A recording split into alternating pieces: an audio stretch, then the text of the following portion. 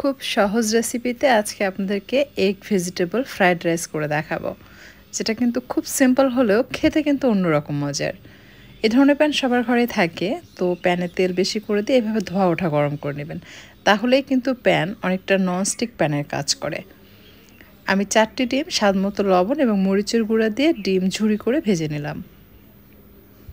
Same প্যানে আবারও তেল দিয়েছি। প্রথমে দিলাম আদা কুচি, এরপর দিলাম রসুন কুচি, দুটোই 1 টেবিল চামচ করে পরিমাণ হবে। কিছুক্ষণ ভেজে নেওয়ার পর অ্যাড করে দিচ্ছি পেঁয়াজ কুচি, দিয়ে আবারও ভেজে নেব।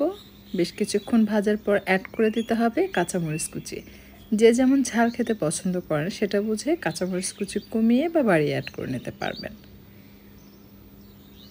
দিয়ে দিলাম গাজর কুচি, দিয়ে আবারও একটু নেড়েচেড়ে ভেজে নিব। এভাবে ধাপে ধাপে সবজিগুলো দিবেন আর ভেজে নেবেন। সবশেষে পাতাকপি কুচি দিলাম, দিয়ে এটাকে ভেজে নিয়েছি।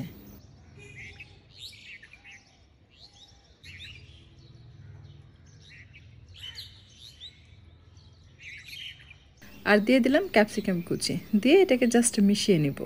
সবজিগুলো এমনভাবে ভাজতে হবে যেন সবজির যে ক্রাঞ্চিনেস ভাব সেটা বজায় থাকে।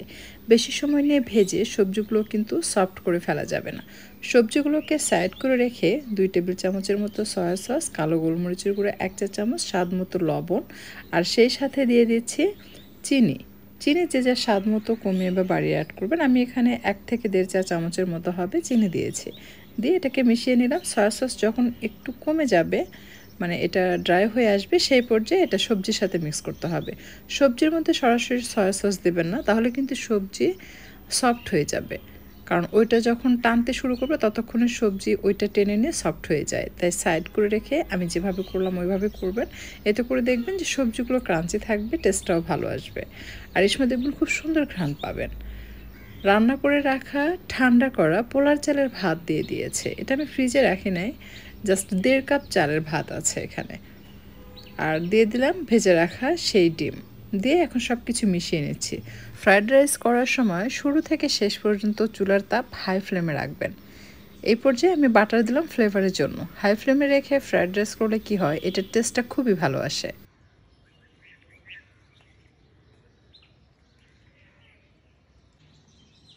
চুলা থেকে নামানোর পূর্বে অ্যাড করে দিচ্ছি পেঁয়াজের পাতা কুচি, দিয়ে এটাকে মিশিয়ে নামিয়ে নেব। এভাবে ফ্রায়েড রাইস করলে টেস্টটা ডিফারেন্ট হয়, আর খেতেও কিন্তু খুব ভালো লাগে। সবসময় যে অনেক বেশি কিছু দিয়ে করা ফ্রায়েড রাইস বেশি মজা লাগে তা না, খুব অল্প উপকরণেও কিন্তু কখনো কখনো ফ্রায়েড রাইস অনেক মজার হয়। আপনি চাইলে এই পর্যায়ে পেঁয়াজের রিং দিতে পারেন, আবার কাঁচামরিচ কুচিও দিয়ে জাস্ট মিক্স করে নামিয়ে পরিবেশন করতে পারবেন।